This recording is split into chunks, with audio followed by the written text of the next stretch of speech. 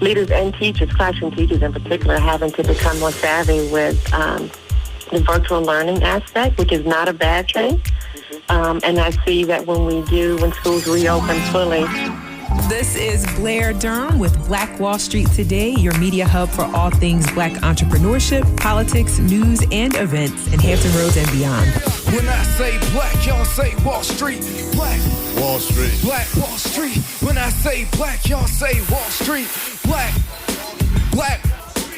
And now, here's your host, Blair Durham. Greetings. Welcome. It's the 96th edition of Black Wall Street Today. Wow, we are fast approaching 100. The show is sponsored by the COO team, Apex Financial Group of Virginia, as well as Milestone Mental Health Agency. And this Best of Black Business series is all about social entrepreneurship. But before we get there, I do want to invite you to consider promoting your business via the Black Brand app. It is available as a free download on Apple as well as Android platforms. You can email us at bwst@blackbrand.biz. We'd also love to hear from you regarding your show ideas, your questions, your comments, your concerns. Love to be able to respond to those things on the air. So very excited to welcome our very first guest. Her name is Aarian Daniels, and she is the founder of Let's Talk Dyslexia, an advocacy group in Hampton Roads that's dedicated to raising awareness for children with dyslexia through education and community partnership.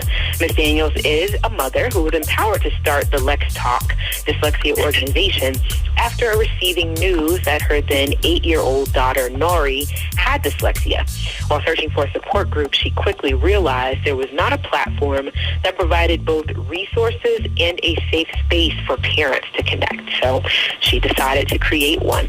Ms. Daniels serves on the board of directors for the Sink and Send Dyslexia Foundation, SDF, and recently organized an annual community bike ride called Let's Talk Dyslexia Bike Roll as a fundraiser to raise awareness about dyslexia and assist SDF with diagnosing and identifying dyslexia in young readers. Welcome to the show, Aarian. How are you? Hello. Well, thank you. How are you? I am doing well. I just want to thank you for your contribution, right? I just, in times like these, those innovative hats, that we're all wearing, trying to generate new ideas as to how we can best support our community. Thank you for stepping out and doing something about this.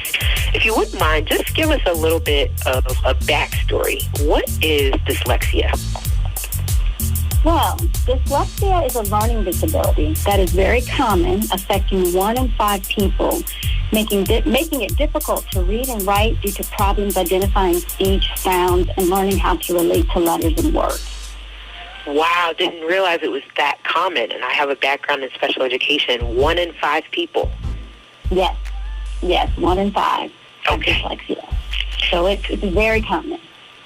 So how did you, and I think this is a fitting conversation, we're heading into back to school with everything that we have going on, how did you know that something was awry with Nari? Well, Nari has always been a very mature child. Mm-hmm. However, reading has always been a struggle for her, and that to me was very mind-boggling as to why. Explaining and being very articulate is very good for her. She has no problem with that. Writing was very poor. Her confusion with letters, numbers, and sounds, such as the 6 and the 9, and the D and the B, were very much a struggle for her. I also noticed her being frustrated while reading out loud. Along with her eagerness to learn, it started to become very low to null and void. She wasn't very excited about it as she once was. And from that, I decided to have her tested and found that she was dyslexic. Okay. And so what, if you want to share, what was that sort of testing process like? I know often we want to try and shield our children from, certain kinds of things. How did that process go? Well, like I said, from that, it was very hard to try to find someone who could test her. Yeah. Either it was, when you find somebody, it was months out, 9, 10 months out. Now we've got the school year gone all the way by. It was very much a struggle with trying to find someone or a service or someone or a resource to have her tested. Once I did find someone, which was the Sinkinson Dyslexia Foundation, they were very beneficial for me in having a resource and having someone to test her. They tested her, found that she had dyslexia, and then they also provided a tutoring service, and they provide that throughout with all of their participants who become diagnosed or receive services or need help from them, which are tailor-made for each individual. And that to me was the beneficial part of it, because after I had her tested, I also had some place where I could have her go to have the tools that she needs to become more successful with dyslexia. Perfect. So let's springboard now into the conversation about Let's Talk. What is your organization doing? Well, the organization is an advocacy group dedicated to raising awareness. It was created to assist parents like myself who have a child or a family member that has been diagnosed with dyslexia or needs services to assist in identifying or diagnosing dyslexia, which again are not available in schools, public schools, and not all private schools either. After receiving that, of course, we came up with Let's Talk Dyslexia, and this is how that was born. But from that, we want to also use this platform to inspire and help other parents with similar issues. But one of our main goals is to push legislation so that other people won't have to work as hard to find resources as I did myself. So you have some goals as it relates to policy. Okay. Fantastic. Yeah, because it's a little bit disconcerting to know that, there's a very robust special education program, but that it does not actually provide services to or advocacy for students with dyslexia. No. It does not. That is the sad part about it, because there are, yes, reading specialists that are in schools, but they are not equipped to handle students with dyslexia. It's a different breed. You can't use that same type of tool or technique to help a student that's having problems reading if they have dyslexia. There are different forms of dyslexia as well. So once you have a diagnosis and is able to identify what it is, you need to have someone who's equipped and ready. And schools do not have that. And that's where our children that have dyslexia fall through the cracks. Yeah. And it's very disheartening, very disheartening. So we talked a little bit about diagnosis. I do want to ask you a little bit about the prognosis. So with the classes that Nori's taking, the sort of treatment that she's receiving, is she expected to fully recover from dyslexia, or is it something that she will always deal with and she's learning strategies to be able to cope with it? Like, what is that part of it? Well, let me address it. Once you're diagnosed, or dyslexia is hereditary. So you could have a family member that has it, a brother, sister, uncle. My brother has it. And I always use this. My brother is also a recent graduate, PhD graduate from Cornell, and he has dyslexia. Oh, wow. So you can go far with it. With that said, it's something you will always have. It does not go away, but you learn the tools and the strategies to deal with it, and it becomes a little more easier because you know how to handle it. You'll know how to combat that. Very interesting. Very interesting. Yes, it is. Yeah. Let me ask. A lot of people don't know that. Yeah, no, I had no idea. So how can individuals connect with your organization that either need the support or that might be interested in participating in the upcoming event? Well, we always welcome community support.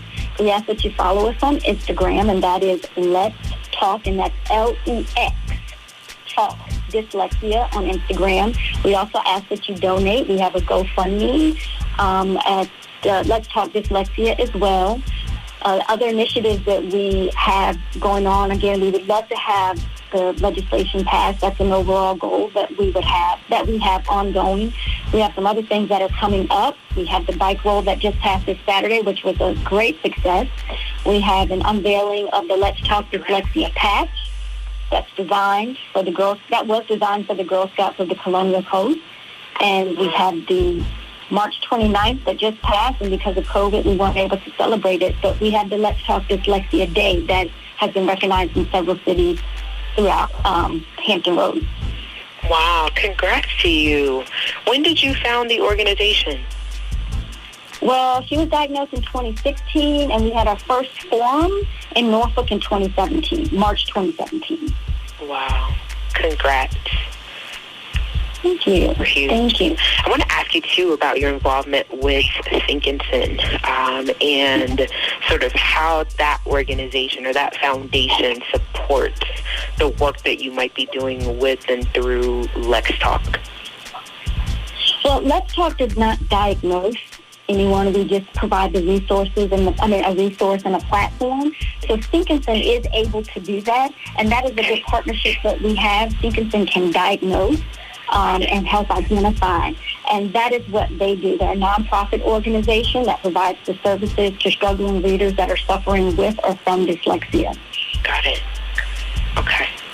If you just tuned in, this is Blair Durham with Black Wall Street Today, having a fantastic interview with Aarian Daniels of Let's Talk Dyslexia. We're talking about an organization that exists to provide a platform as well as resources for parents of children who may be struggling with dyslexia.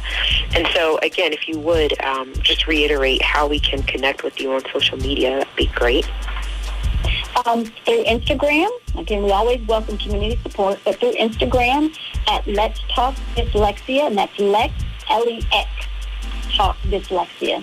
And we also have a GoFundMe where we encourage everyone to please donate, and that's Let's Talk Dyslexia as well. And what else is on the horizon for the organization, particularly as we head into the school year? I'm thinking about the virtual platform. I'm wondering if that is helpful for students with dyslexia, or if the virtual environment tends to exacerbate issues of dyslexia. How are you all kind of seeing your involvement as we're heading into the school year? Well, seeing that the schools are all doing a lot of things that are online, this is a good time to broach the subject about virtual learning, because some are very good at it and some are not.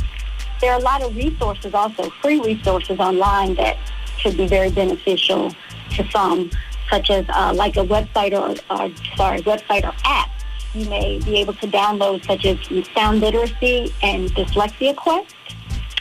They should be very beneficial with helping students with dyslexia. Again, the Thinkinson Dyslexia Foundation is a very good resource, and especially with this time that we're in right now, those things will be very helpful. And it all depends on how severe the dyslexia is, what type of dyslexia they have, and getting that diagnosis will help you be better equipped to handle the virtual avenue as to which way you should go. So I've heard you mention on several occasions that there are multiple types of dyslexia. Is it that dyslexia has a continuum, like the autism spectrum, or is it that there are literally distinct types of dyslexia? There is a distinct type. You have dyscalculia and you have dysgraphia. My daughter has dysgraphia. That means she's very visual. She can hear things. She equates a lot easier listening to things. Like audiobooks would be very helpful for her. Okay. And what was the other type? Dyscalculia? Dyscalculia. I'm not as equate with that as I am with dysgraphia, but dysgraphia, like I said, my daughter has that, and that's more of a visual for her. And that the difference is she can equate things better by listening. She can hear things and rattle off much faster, as opposed to having to sit there and write it down, because that's the confusing part with the letters. As I mentioned earlier, the D and the B and the 6 and the 9, kind of confusing for her. But if you could tell her, she could go do it. Yeah. And she could do it immediately. She could explain herself. She could articulate it very well. So, okay. Yeah. That's the difference. Just really thinking about our community, right, and how we tend to deal with misdiagnoses or late diagnoses, but not always kind of on top of these sorts of things for various reasons. There's all Right. discrimination, don't get me wrong, right? It's not that we don't want to find out, but in terms of our access and things like that, there could be a struggle. And so I really see your platform as a bridge to ensure that we're getting the proper support, the proper access. What has our community's response been to your existence? So far, so good. Very, very welcoming, open arms. A lot of, you just mentioned something, that misdiagnosis and either not wanting to be diagnosed. A lot of times, as I mentioned before about my daughter, she became very frustrated. Some of that, people might equate that to being a problem, behavioral problems. And it's really an acting out, asking for help type of thing, because they don't know what to do. It's a confusion. They seem to think if something is wrong, but they don't know what the wrong is. Yeah. Because you can't look at a person and say, oh, she has dyslexia. You can't look at him and say, just because he's acting out, oh, he has dyslexia. He doesn't even know. Just to confirm, your daughter would literally see the letters. Is it backward? That's a lot of people ask that. It's not, it's just backwards. To some it may be. To some it may be backwards. For her, yes, it was backwards. But when she would read it, she knew kind of what it was, but it just wasn't equating the two as just that's a D or is that a B. I know myself now, and I have not been diagnosed, but it can be some kind of confusing for some who are left-handed. My daughter is also left-handed. Okay. Wow. Sorry, I didn't mean to cut you off. I was having a aha moment. My daughter's also left-handed, so that also played into the confusion with the dyslexia, because, when she writes to me, she writes backwards. Yeah. Because when I'm leaning over her, it's backwards to me, but it's perfectly right to her. But and, in her and again, mind, I am far from I'm a diagnostician. I'm not a medical doctor. I am a mom. Right. And that is a valid perspective, right? You are assisting her with trying to complete her schoolwork and everything else that she's doing in life. So, and I'm also, as I told parents or people before, you have to be the advocate for your child. Because we teach our children to be respectful, so they're acting out to become known as, oh, that's a problem child, but they're asking for help and just don't know how to. So you have to be an advocate for your child. When she's at school and they are pushing back against, something's not right, but you don't quite know what it is either. And I'm speaking from experience. You don't know what it is either. She's not doing well, we're going to fail her. You're going to fail her for one subject? Wow. Yeah. And what is the problem? And you can't tell me what the issue is that she's having either. So I'm just going to let you fail her without any other recourse, or you telling me what we can do. And then next year when we get to this same point and you still have no answer for me, what are you going to say then? I've lost to you. So now what do we do? So you have to dig deep. You have to ask questions. You have to be the advocate for your child. When you notice something's not right, start asking. Have a relationship with the teacher. Have a relationship with the principal and the administration. Because when it comes down to it and they just say, no, we're not going to pass her, but you can't tell me why. Well, because she's struggling in reading. Well, do you have anyone that can help her? Correct. Because that's what those tax dollars are paying for. Yeah. Exactly. We've got only 30 seconds remaining. I would love it if you told us in these next 30 seconds how to connect with you on Instagram and then what you have coming up next. Okay, Instagram at Let's Talk Dyslexia, and that's Lex, L-E-X. We can also do GoFundMe at Let's Talk Dyslexia. And coming up, we did the bike ride just passed. We have an unveiling of the Let's Talk Dyslexia patch for the Girl Scouts of the Colonial Coast. We also have the community read. We're working on that, which is a launch that we're trying to do. And we have the Let's Talk Dyslexia Day.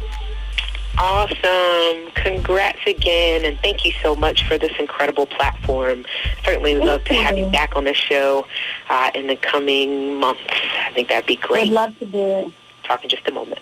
Are you a 757 business owner? Do you desire to make new connections and grow your community involvement? Could you benefit from taking classes to sharpen your skills? Well, join Black Brand, Hampton Roads Regional Black Chamber of Commerce. Completing a membership application is simple. Just click onto our website at www.blackbrand.biz or download the app. We look forward to meeting and building with you soon.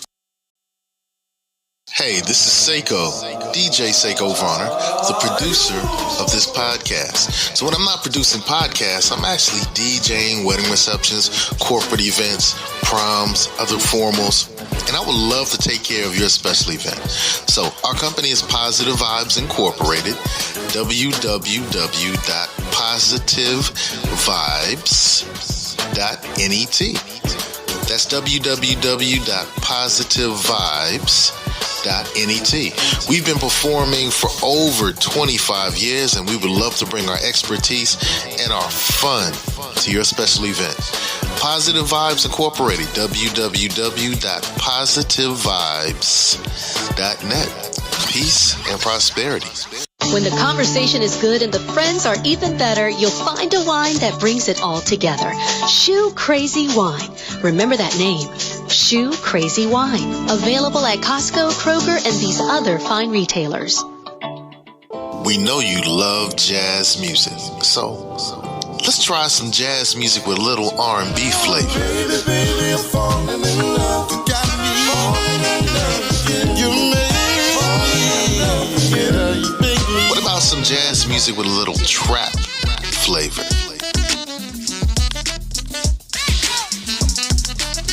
Jazz and Caribbean. Hey, we mix it up. So, online, look for Grandpa Crunk and enjoy the great jazz music. Grandpa Crunk. Jazz music. And now, more Black Wall Street Today with Blair Durham on Smooth 88.1 WHOV. Welcome back. It's the 96th edition of Black Wall Street Today with Blair Durham. Super excited for today's Best of Black Business Volume 9, where we're focused on social entrepreneurship. Our next guest is Jacqueline C. Chavis. She is the founder of Colander Chavis Consulting. Over the years, Jacqueline has accumulated 29 years of extensive experience as an educator in pre-K through 12 public education. Her experience includes teaching middle school science, serving as a science specialist and assistant principal, executive director of elementary schools, deputy superintendent of curriculum and instruction, and chief academic officer. Colander Chavis Education Consulting provides quality services to district administrators, school administrators, and teacher leaders through collaborative and customized services designed to build the capacity of educational leaders and empower them to adopt and sustain impactful practices that result in positive student outcomes. Welcome, Ms. Chavis. How are you? Hi, Blair. How are you? Thank you so much for having me. Thank you for being here. That was a mega mouthful. I'm going to have you. Even it sounded that way in advance. I was just like, oh, this is a lot of words. I've got to have you unpack some of that for us in terms of, I think a good place to start really is what new considerations for educators and other leaders in the public education space has COVID brought about? Well, that's a great question. In my role as consultant, what I've seen over time is that leaders and teachers, classroom teachers in particular, are having to become more savvy with the virtual learning aspect, which is not a bad thing. And I see that when schools reopen fully, over time, that will be something that teachers will be most comfortable with, and we will probably more than ever be able to better meet the needs of those kids who are technology savvy and who want more than just what some have been able to provide over time. So I see that space, just the look of instruction is changing, and again, I don't think that's a bad thing at all. As far as leadership, the way that principals and central office leaders are having to pivot a bit to be able to meet the needs not just of the students but the staff. I see that there's a greater level of community that's being built across schools and school systems. A greater level of commitment to making sure that while we're, dealing with some challenging times right now, that it's not time to touch a tail and, just hope it's going to go away, but it's time, and they're doing that. They're stepping up to help each other, and it's also pulling in the local community, I think, is a third thing, and our leaders are working with community organizers and organizations and religious affiliations to just lean in and help meet the needs of families as we try and educate children remotely. And so I think it's really this whole COVID time has brought schools together, communities together by way of helping schools and helping teachers. And I think it's a great thing, and I trust that will continue once we're back in full swing again. I really appreciate you framing it in that way, because sometimes there's a temptation to just assume that if we are, Zoom savvy, then that's enough. We're talking about something that's bigger than just being able to use technology, though. Right. Because, man, COVID has brought about, all kinds of anxiety. And so I like that you're talking about the community that that is being built, through and as a result of this process. So let me ask you then, specifically, how have you kind of pivoted your offerings since COVID? Well, initially it was more face-to-face, work going into schools and working with principals, partnering with principals actually, and doing classroom walkthroughs and visits, and then being able to kind of think through what school improvement would look like for a particular school if a principal was interested in that, and also helping principals to build their leadership, enhance their leadership skills. And so my pivot was to then begin to do that, first of all, to market myself in that way, but to do that virtually, which was also new for me. I've also, over time, as I've worked with schools and organizations, seen such a focus and the need to have a greater level of support in the area of social-emotional learning and making sure that, again, we're meeting the needs of children, not just academically, but making sure that they feel safe emotionally and socially, and that the whole virtual learning piece creates sometimes barriers for that to happen, but also working with adults to make sure that they're okay in this space to be able to work with our children. So that's been a pivot for me, to really not be static in what my initial offerings were with leadership development or central office, transitioning into central office and teacher leadership, but also really just making sure that I am aware and have my finger on the pulse of what schools and children are needing, and then being able to provide that. And so, as an example, I'm doing some work partnering with the Up Center, Boys and Girls Club on both the South Side and Peninsula, and they're looking at how they can better support their staff, doing really great work to be able to offer resources to them.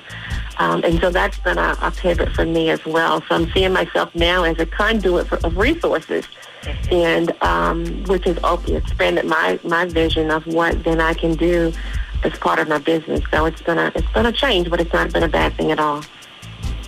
Yeah. I kind of wanted to park in the area of, the social, emotional learning. That conversation for me is just an underlying one, What are you hearing as you broach that conversation with leaders? How are students navigating as they're, you've got your finger on that pulse. What is that? There's a lot of anxiety right now as we look at schools. Some schools have already reopened. Some are in the process of doing that now. Yeah. And so there's a lot of anxiety with if we're going to be those that are following the face-to-face model, meaning they're physically going into school again, while they may be practicing the CDC guidelines, the safe distancing and all of that. For some, there's a little anxiety about, just when we talk about safety, the safety of their health and those that they're also caring for and the children. Yeah. The other part that when we talk about social-emotional piece is that the safe distancing has created some forms of isolation, and so people are being a little bit more, finding themselves in more of a depressed state than ever before. And so I think that is so important because we have to understand that children love to be in communication and connect with each other, not just, from a distance, but to be able to be close and kind of be buddies and play games and all those things out on the playground, to work in small groups in the classroom. And so we're not able to do that right now. And so for children, there's a level of isolation because they're not able to be with their peers. They may have been with adults from schools closing back in March until they reopen again. Yeah. And so parents are trying to be savvy and find ways to meet that need as well. So from the staff perspective and the student perspective, there's some anxiety about just trying to make sure we're doing best for the kids. But also we have to understand, and I've been telling many, it's okay not to be okay right now. We just have to find the support that we need to be okay again, and it's possible. And it's working easy with people to I'm sorry. It's okay. It's okay. In that, it's easy to dismiss some of those feelings. You think about it, parents are, they're working from home, they're making sure that their students, their children are actually participating in school, and it's like, we really don't have time for the business of, the stress and the anxiety that may be associated. So I like hearing you say, it's okay to not be okay right now. And really from that space, I kind of want to ask this next question. And that is, what 3 tips would you provide to parents for a successful virtual learning experience? I would say first is to just make sure that they stay in communication with the child's teacher initially, because that will be the front line to make sure that things go smoothly for parents, to make sure that they understand what the needs of the children are by way of supplies and the academic piece, but staying in constant communication with expectations for attendance and grading, all those things. The second thing I would say, as I mentioned before, with that communication is to don't be afraid to ask for help. Yeah. If you're not getting it from that teacher, or you feel like that there's still more that you still just need, then move up to the principal, to the administrators in that building, to central office to seek that support. But don't be afraid to ask for help. I would say to also, outside of the school, there are other organizations and other parents who really stepped up to help parents be able to homeschool, technically. I mean, to be there during this virtual learning time, this remote time. Yeah. And so I've seen ideas of how to manage the space at home and what it could look like, and making sure kids get those breaks periodically to step away from that screen. And so the effect would be to ask for help if needed. And I would say to also maintain those routines, establish routines. They should be doing that now in preparation for school opening. What time will they have to get up to be ready to log in ahead of time, to have breakfast and lunch, and again, have those breaks away from the screen so that kids can then just play and relax and have some, resync and get the mental space back together. So communication, ask for help if it's needed, and establish and maintain those routines throughout, and just connect with everybody. Facebook, there's a great 757 Virtual Learning Facebook page where they're sharing information. That's awesome to see them come together. If there's some counseling that's needed for the child or the family, to seek that support as well, so that everybody's operating in a safe space mentally and emotionally. And just, we got this. They're going to do it. So hopefully things will, as we progress through this time, not just COVID, but we don't know what kids are seeing and hearing on TV with the rioting and the social injustice happening right now. So we've got to really protect our kids, and not just the elementary, middle school kids, but high school kids as well, for what they're seeing, what they're hearing every day, to protect them, and so that they can also be healthy. Okay. Man, I've got like 36 more questions for you. We've got to plan some more time to talk, clearly. That works. But let me ask you this, though, just in terms of Colander Chavis Consulting. How can we connect with you as a resource in our community? Talk to us about your platforms, website, all those different things. Okay. My website, they can reach me at www.colanderchavisconsulting.com. And there's a place there where they can, insert any information, request for assistance, or they need resources. They can put that information there. My phone number, 757-777-5698, is another way to reach me. And then finally, they can email me at Jackie, Jackie, Chavis, Chavis, 62, @gmail.com. So there are 3 ways to get me. Any of those 3, and I'll be happy to reach out and provide whatever support you needed. Perfect. Do you have anything coming up that we can plug into? Any kind of webinar session, anything that you're, any event that you might be hosting as a resource that you want to share? Well, thank you for asking that. There's a blog that hit today. I was accepted with the Education Post. And so that's on my website. So I encourage readers to go there to get information on, just get my thoughts on questions we should be asking ourselves as we're leaving and preparing for school reopening. The other is I'm in the process of developing a series of master classes or lean-in sessions where I will be pulling building administrators together to talk about leading during this time, how they can then support each other to share ideas, to be able to put additional resources out there. And then on my website, continue to watch. I still have a recording up from a webinar that I did a few weeks ago about a trauma-informed approach to opening schools. It is so informative, and I would encourage people to go on our website as well to see that. Awesome. Thank you so much, Ms. Chavis. This has been an honor having you here, and like I said, I look forward to a future conversation, particularly as things progress. I know there will be changes and would love to continue to have you inform our perspective on this matter. So thank you so much for the work that you're doing. Thank you, Blair. I appreciate you having me, too, and best of luck to you and your work. Thank you for giving a platform to all of us. Oh, it's my privilege for sure. And thank you all for listening to Black Wall Street Today. Again, this show is sponsored by the COO team, Apex Financial Group of Virginia, as well as Milestone Mental Health Agency. A very special thank you to Ms. Aarian Daniels with Lex Talk Dyslexia. That's LEXTALKDYSLEXIA. You can connect with her via Instagram at Lex Talk Dyslexia.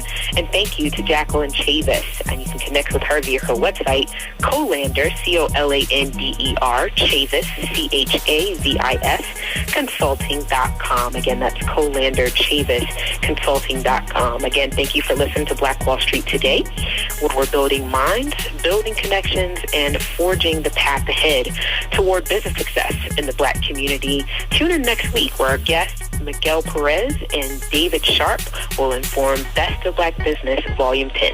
We'll talk soon. Phenomenal. Stay with us online at Black Wall Street Today on Facebook and Black Wall Street Today on Instagram, and then follow us on Twitter as well at BWS Today. We look forward to talking again next week. Have a wonderful week. I have said and I will continue to say that the most important priority for the Black community is the Black community, not a particular political party. Phenomenal. Hey, yo, when I say black, you say Wall Street. Black Wall Street. When I say black, you say Wall Street. Black. When I say black, you say Wall Street. Black. When I say black, you say Wall Street.